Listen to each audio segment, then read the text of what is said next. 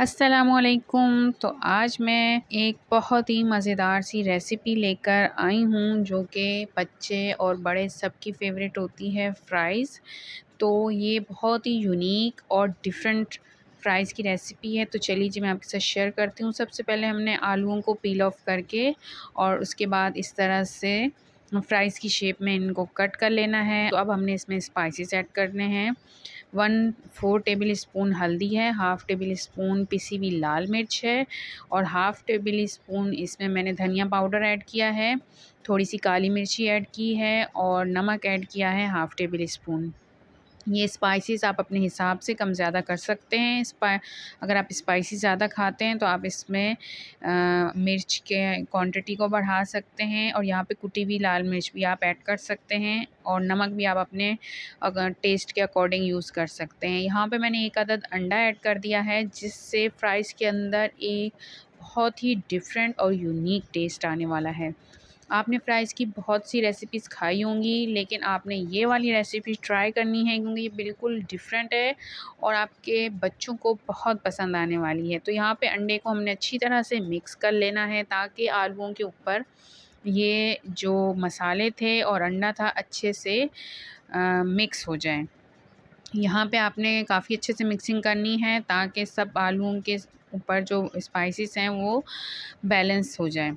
तो यहाँ पे मैं आपको बता रही हूँ कि ये बहुत ही यूनिक रेसिपी है, तो आपने ज़रूर ट्राई करनी है ये और देखिएगा कि आपके घर में सब अफ़राद की ये फ़ेवरेट होगी और आज से आपके घर में इसी तरह के फ़्राइज़ बनना स्टार्ट हो जाएँगे। तो यहाँ पे मैं इसको थोड़ा-सा और अच्छा फ्लेवर देने के लिए मैं इसमें ऐड करूँगी मैदा।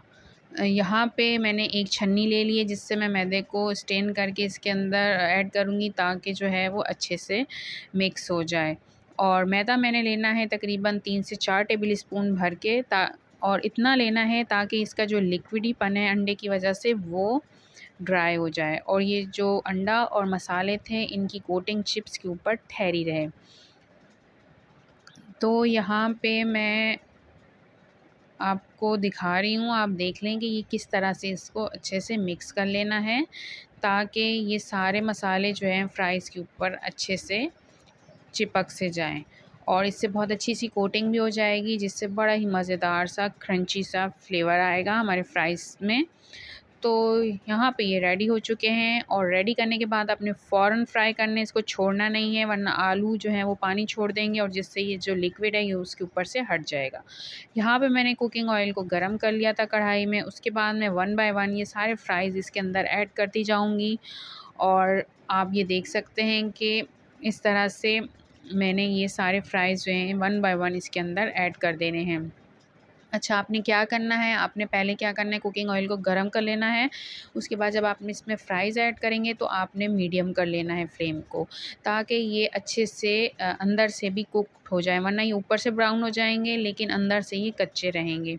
तो आपने पहले ऑयल को गरम कर लेना है, फिर आपने मीडियम फ्लेम पे इसको अच्छे से फ्राई करना है, इसकी साइडों को चेंज करते रहना है और इसको अच्छा सा गोल्डन सा कलर दे देना है। तो चलिए जी, यहाँ पे बस मैं जल्दी से ये सारे फ़्राइज़ जो है ना वो रेडी कर लेती हूँ 1 बाय 1। आपने भी ठीक इसी प्रोसेस से सारे फ़्राइज़ जो हैं वो कुक कर लेने हैं। अगर आप ज़्यादा फ़्राइज़ बना रहे हैं तो आप इन सारी चीज़ों की जो है वो क्वांटिटी बढ़ा दिएगा अपने हिसाब से। तो बस यहाँ पे मैं इसका ये प्रोसेस कंप्लीट कर लेती हूँ। लीजिए जी, यहाँ पे हमारे बहुत ही डिफरेंट, यूनिक और टेस्टी से फ़्राइज़ बन के रेडी हो चुके हैं। आप भी ज़रूर ट्राई कीजिएगा ये रेसिपी। जैसा कि बारिश का मौसम है तो उसमें ये ज़रूर ट्राई करना, जिससे आपका रेनी सीज़न का जो मज़ा है वो और दुबाला हो जाने वाला है। तो दुआ में याद रखना, मिलते हैं नेक्स्ट वीडियो में, जब तक के लिए अल्लाह हाफ़िज़।